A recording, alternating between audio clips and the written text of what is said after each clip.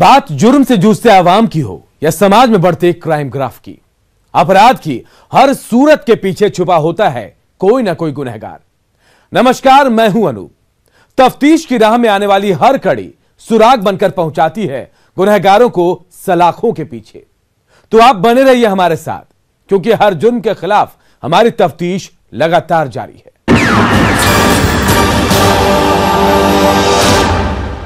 कटिहार में नवोदय विद्यालय के प्राचार्य के डर्टी डांस का वीडियो वायरल होने के बाद पूरा शिक्षक समाज शर्मसार हो गया।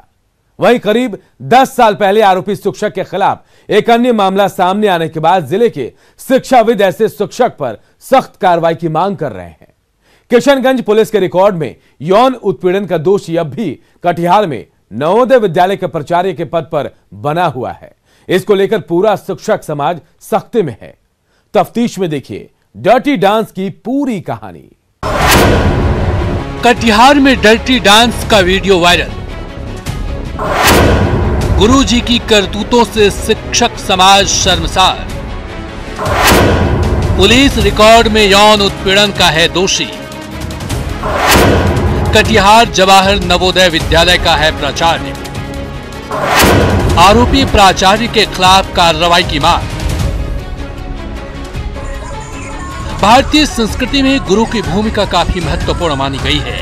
हमारे जीवन में शिक्षक का दर्जा भगवान से भी बढ़कर है, लेकिन कटिहार में एक शिक्षक ने अपनी करतूतों से पूरे शिक्षक समाज को शर्मसार कर दिया है।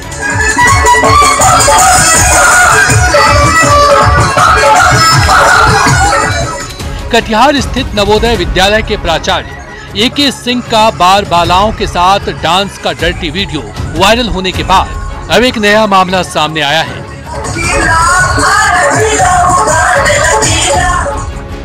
कटिहार से कुछ ही किलोमीटर दूर बिहार के किशनगंज जिले में करीब 10 साल पहले नवोदय विद्यालय मोतिहारा में रहने के दौरान गुरुजी के कारनामे का जो पत्र वायरल हो रहा है, उसे देखकर पूरा शिक्षक समाज शर्मसार है। जिले के शिक्षाविद आरोपी प्राचार्य के खिलाफ कड़ी कार्रवाई की मांग कर रहे हैं। वहीं कटिहार नवोदय विद्यालय के प्राचार्य ए.के. सिंह ने सभी आरोपों को बेबुनियाद बताया है। कभी कभी आदमी थोड़ा मजबूर हो जाता है, स्टूडेंट लोग के सामने, अपना स्टूडेंट था साथ में, होना तो नहीं चाहिए, लेकिन सब नवोदय स्टूडेंट था। हम लोगों ने बहुत रिक्वेस्ट किया, बल्कि जबरदस्ती खींच के ले गया। हमको तो स्टेज पर भी नहीं चढ़ सकते थे, वही लोग चढ़ाया भी।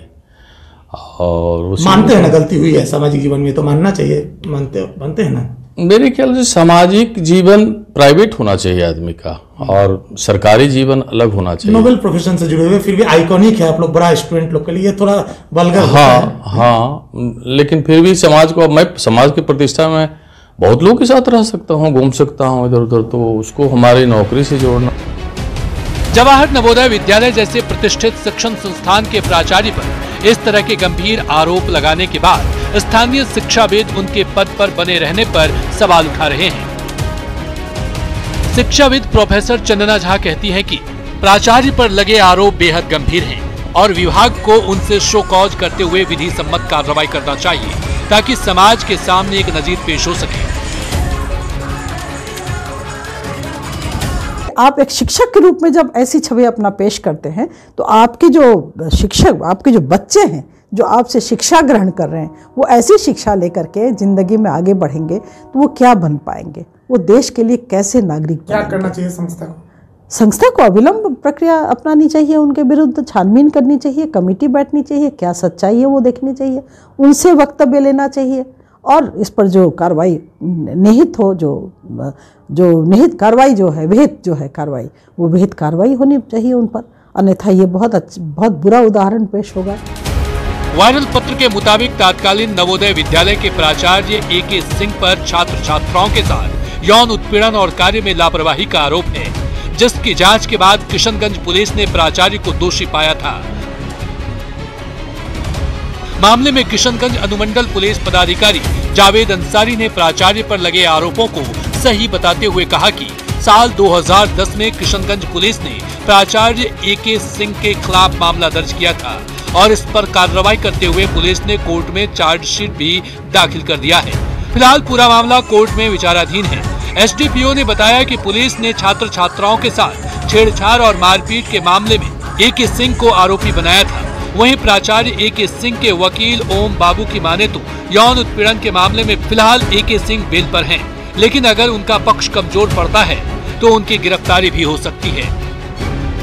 पुलिस के स्तर से कांड का अनुसंधान समाप्त कर लिया गया है और चार्जशीट सबमिट करने के बाद माननीय न्यायालय में ट्रायल प्रारंभ हो चुका है। चार्जशीट में क्या उन्हें दोषी पाया गया? हाँ, चार्जशीट 341, 504, 506 भादवी की धाराओं के अंतर्गत दोषी पाते हुए चार्जशीट सबमिट किया गया बना है और उसके बाद केस एविडेंस पर फिक्स हुआ, लेकिन कुछ तारीखों तक एविडेंस पर चलने के बाद फिर वो गायब हो गए हैं, जिसके कारण वो रिकॉर्ड अभी भी अपीयरेंस पर दोबारा चल रहा है। तो अभी भी तो वारंटी है, इसका मतलब हाजिर नहीं हुए तो फरार ही चल रहे हैं ना?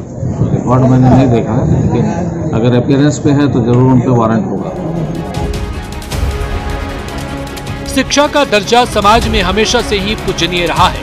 सही मायनों में कहा जाए तो एक शिक्षक अपने जीवन के अंत तक मार्गदर्शक की भूमिका अदा करता है और समाज को राह दिखाता रहता है। लेकिन शिक्षा की अलग जगाने वाले शिक्षक ही जब इस तरह का आचरण करें तो ऐसे शिक्षकों पर कठोर कार्रवाई होनी चाहिए, ताकि समाज में शिक्षकों की गरिमा बनी रहे। न्यूज 18 के लिए कटिहार से सुब्रत गुहा और किशनगंज से आशीष की रिपोर्ट।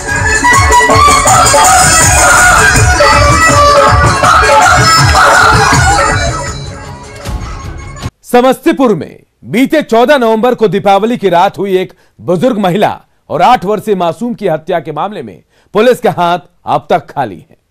मामले में समस्तीपुर पुलिस हत्यारों को पकड़ना तो दूर, अब तक हत्या के कारण का भी पता नहीं लगा सकी।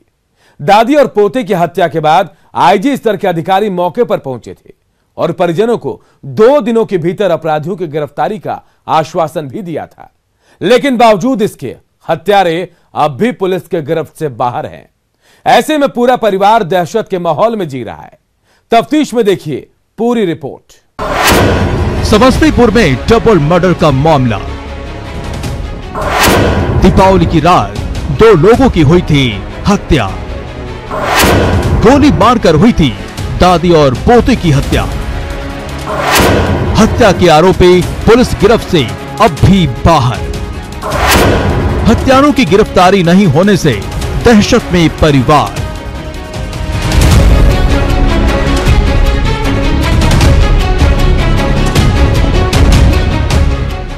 बीते 14 नवंबर को जब लोग दीपावली की खुशियां मना रहे थे, समस्तीपुर का दलसिंह सराय थाना क्षेत्र गोलियों की तड़तड़ाहट से गूंज उठा था।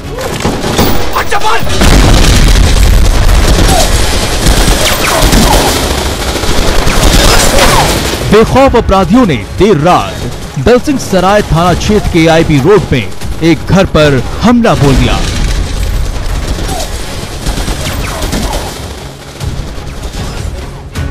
और बुजुर्ग महिला समेत एक 8 साल की मासूम की गोली मारकर निर्मम हत्या कर दी थी। दोहरे हत्या की इस वारदात के बाद पुलिस महकमे में हड़कंप मच गया था।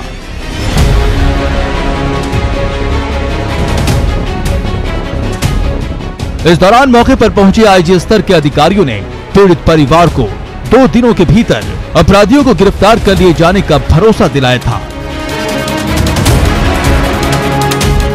लेकिन वारदात के 1 महीने बीत जाने के बाद भी पुलिस के हाथ खाली हैं।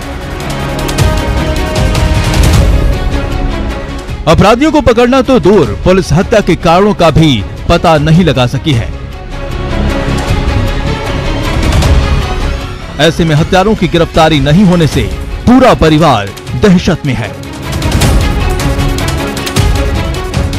सुरक्षा के नाम पर खानापूर्ति करते हुए पीड़ित परिवार की सुरक्षा में एक चौकीदार को तैनात तो किया गया है, लेकिन शाम होते ही वो चौकीदार भी अपने घर चला जाता है। ऐसे में खौफ के साए में जी रहा परिवार दिन भर तो शहर में रहता है, लेकिन शाम होते ही परिवार के सभी लोग अपने गांव चले जाते हैं। पीड़ित परिवार ने पुलिस से सुरक्षा की गुहार लगाते हुए अपराधियों को जल्द से जल्द गिरफ्तार करने की मांग की है। उन लोगों के द्वारा आश्वासन मिला था हमको कि अपराधी जो भी है कहीं भी है और जल्द से जल्द पकड़ा जाएगा, लेकिन अब तक 1 महीना होने को जा रहा है, अभी तक कोई अपराधी अभी तक कोई नहीं पकड़ा है, जिसके कारण हम लोग डरा सहमा से रहते हैं। और हम लोग डर के मारे अपना गांव में केवटा में हम लोग का घर है, इस घर को शाम होते ही हम लोग छोड़ करके चले जाते हैं अपने डर के मारे अपने गांव।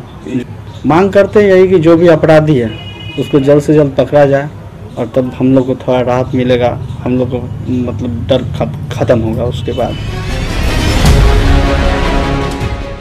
वारदात के 1 महीने बीत गए, लेकिन पीड़ित परिवार आज भी सदमे से उबर नहीं पाया है।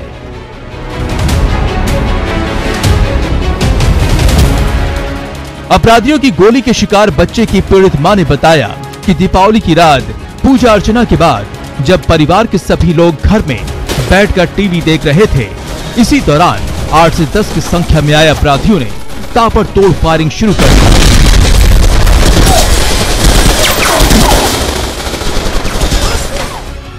जिसमें गोली लगने से बीमार मां और उसके जिगर के टुकड़े की मौके पर ही मौत हो गई। वहीं गोलीबारी में घर के 3 अन्य लोग गंभीर रूप से जख्मी हो गए थे। आनन फानन में सभी को अस्पताल में भर्ती कराया गया, जहां डॉक्टरों ने बुजुर्ग महिला और मासूम बच्चे को मृत घोषित कर दिया। मामले में अभी तक किसी की गिरफ्तारी नहीं होने से पूरा परिवार दहशत में है। दीपावली दिन बच्चा सब दीपावली मना के टीवी रूम में गए टीवी देखने के लिए। बोले मम्मी बाजार जाएंगे, हम लोग वहाँ बाजार मार्केट के दीपावली देखेंगे। टीवी रूम में रुक गए तो बच्चा सब टीवी देखने लगे तो 10 गो आतंकबाज आया। मम्मी को तबीयत खराब था, बोले कि जो हमको दवाई ला दो। दवाई के पुर्जा लिए, ताले में आतंकबाज आके घर में ढुक के गोली चलाने लगा। मेरा बेटा थी माँ को मार दिया, बेटा को गोली चला दिया। बेटी बोला मम्मी आतंकबाज, बोले कि उसको भी बोले कौन है रे, तो बोले कि थी कौन बोला रे, तो वो बोली, बस गोली चला दिया। इधर एक साथ 2 लोगों की हत्या की जानकारी जैसे ही पुलिस अधिकारियों को मिली, पूरे पुलिस महकमे में हड़कंप मच गया।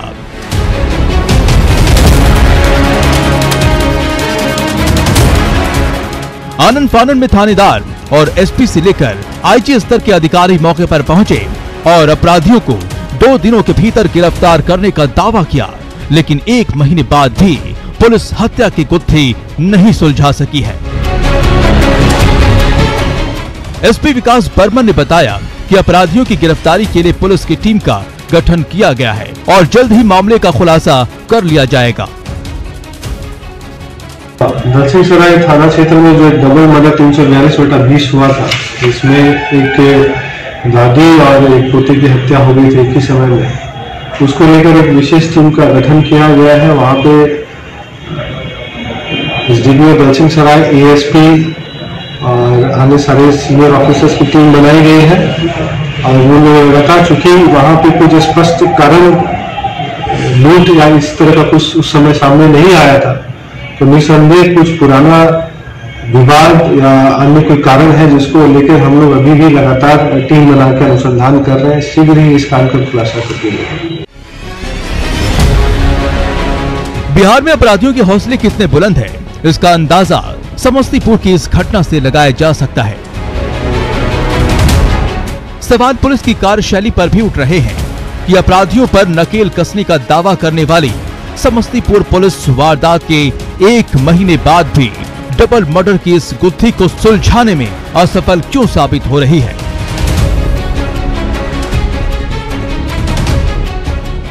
अपराधियों को गिरफ्तार करना तो दूर, पुलिस अभी तक हत्या के कारणों का भी पता नहीं लगा सकी है। जरूरत है कि पुलिस हत्यारों को जल्द से जल्द गिरफ्तार कर सलाखों के पीछे पहुंचाए, ताकि खौफ के साए में जी रहा पीड़ित परिवार राहत की सांस ले सके। न्यूज़ 18 के लिए समस्तीपुर से मुकेश कुमार की रिपोर्ट। बांका में अपराधियों ने एक साथ 2 लोगों की हत्या कर सनसनी फैला दी। मृतक महिला और व्यक्ति के बीच पिछले 4 सालों से प्रेम प्रसंग चल रहा था। दोनों का शव एक साथ एक ही खटिया पर पड़ा हुआ पाया गया। बताया जा रहा है कि दोनों ही शादीशुदा थे और दोनों को 3-3 बच्चे भी हैं। हत्या का आरोप मृतक महिला के पति और उसके परिजनों पर ही लगाया जा रहा है। वारदात के बाद आरोपियों के साथ गांव के सभी लोग फरार बताए जा रहे हैं। तफ्तीश में देखिए डबल मर्डर से हड़कंप। बांका में डबल मर्डर से हड़कंप। एक साथ मिले महिला पुरुष के शव। प्रेम प्रसंग में दोनों की हत्या की आशंका। महिला के परिजनों पर ही हत्या का आरोप। वारदात के बाद आरोपी गांव छोड़कर फरार।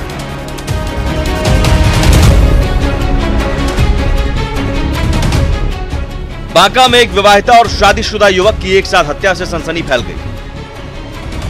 घटना बौसी थाना क्षेत्र स्थित सांगा गांव की है। मृतक युवक की शिनाख्त घुटिया गांव निवासी बिहारी मंडल के बेटे सुशिंद्र मंडल के रूप में की गई है, जबकि महिला की शिनाख्त सांगा गांव निवासी झारूदास की पत्नी 35 वर्षीय सुमंती देवी के तौर पर की गई है। दरअसल घुटिया गांव निवासी मृतक सुशिंद्र मंडल का सांगा गांव निवासी सुमंती देवी के साथ पिछले 4 वर्षों से प्रेम प्रसंग चल रहा था। इस बात को लेकर दोनों के परिजनों के बीच अक्सर विवाद होता रहता था। दोनों शादीशुदा थे और दोनों के ही 3-3 बच्चे भी हैं। बावजूद इसके प्यार का ऐसा बुखार चढ़ा कि दोनों किसी की सुनने को तैयार नहीं थे। लेकिन इसी बीच परिजनों के दबाव के कारण मृतक सुशिंद्र घर छोड़कर कोलकाता चला गया, लेकिन दोनों के बीच फोन पर बातें होती रहती थी। वारदात वाले दिन सुशिंद्र बिना किसी को जानकारी दिए कोलकाता से अपने गांव घुटिया नहीं जाकर सांगा गांव निवासी सुमंती देवी के घर पहुंच गया और शनिवार की सुबह जब लोगों की आंखें खुली तो दोनों के शव झारूदास के घर में एक ही खटिया पर पड़ा पाया गया। मृतक सुशिंद्र के परिजनों ने मृतक महिला सुमंती देवी के पति झारूदास और उसके परिजनों पर हत्या का आरोप लगाया है। हम थाना में नाम लिखवाया था एक बार कि वहाँ नहीं जाइए, उसके बाद फोन नहीं कीजिए। कोई कलकत्ता भाग गया, 1 महीना जन्म हुआ और अब वहाँ कब आया नहीं आया ये हम लोग नहीं देखे। तो आपको क्या लगता है कि वही लोगों ने हत्या कर दिया है? हाँ, वहाँ झारूदास वगैरह झारूदास घर गया था। अच्छा, उसे कहीं अगर नंबर में फोन करता था, लेकिन घर कब आया नहीं है कलकत्ता से ये हम लोग नहीं देखे। पूरा गाँव में पूछ नहीं, घर आया ही नहीं ना, घर नहीं। और वहीं गया और वहीं उसकी हत्या हो गई। कौन मार दिया? इधर घटना की जानकारी मिलते ही मौके पर पहुंची पुलिस ने दोनों शवों को पोस्टमार्टम के लिए भेज दिया है और मामले की तफ्तीश में जुट गई है। वारदात के बाद आरोपी झाड़ूदास समेत सांगा हरिजन टोला के सभी लोग फरार बताए जा रहे हैं। इधर मृतक सुशिंद्र के अचानक घर छोड़कर चले जाने की जानकारी जैसे ही सुशिंद्र के ससुराल वालों को मिली, वे भी सांगा गांव पहुंचे और सुशिंद्र के लापता होने की जानकारी पुलिस को देने की सोच ही रहे थे कि उसकी मौत की खबर मिली। बाबू क्या नाम था? वही सुशिंदर मंडल। अच्छा, कैसे पता चला आपको कि हत्या हुआ? हमको पता नहीं चल रहा बाबू। हम फोन पे टेलीवर परसों से लगा थे, 2 दिन से लगा नहीं लगे इसलिए बच्चा छोटो बच्चा तेरे पानो भाई गेल बाहर तब जा देखो जाके की हाल से छे तो वह देखे वास्ते में जाके आली हो चलो भाई तो स्कूटी छो होटल एक थोड़ा छोटकी बेटी रन में 3 आप घर वहाँ कल का बेटी नहीं जल्द बाबू। बांका में हुई ये घटना एक सभ्य समाज के लिए कहीं से भी जायज नहीं है। पति और पत्नी का रिश्ता 7 जन्मों तक अटूट माना जाता है और शादी के बाद पराये मर्द या पराई औरत को देखना तक गुनाह माना गया है। बावजूद इसके मृतक युवक और महिला के बीच पिछले 4 वर्षों से चल रहा प्रेम प्रसंग अपराध है और इससे भी बड़ा अपराध है कानून को हाथ में लेना। बहरहाल दोहरे हत्याकांड के इस मामले में मृतका सुमंती देवी के पिता उमेश दास के आवेदन पर 9 लोगों को नामजद अभियुक्त बनाया गया है। फिलहाल सभी अभियुक्त घर छोड़कर फरार हैं। पुलिस अभियुक्तों की गिरफ्तारी के लिए छापेमारी कर रही है और जल्द ही मामले का खुलासा कर लिए जाने का दावा कर रही है। न्यूज़ 18 के लिए बांका से नागेंद्र की रिपोर्ट।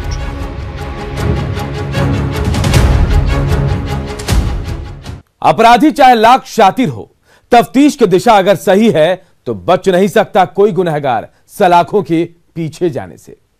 तो पुलिस चाहे सोई हो, मुजरिम चाहे कोई हो, आप बने रहिए हमारे साथ, क्योंकि हर जुर्म के खिलाफ हमारी तफ्तीश जो है लगातार जारी है।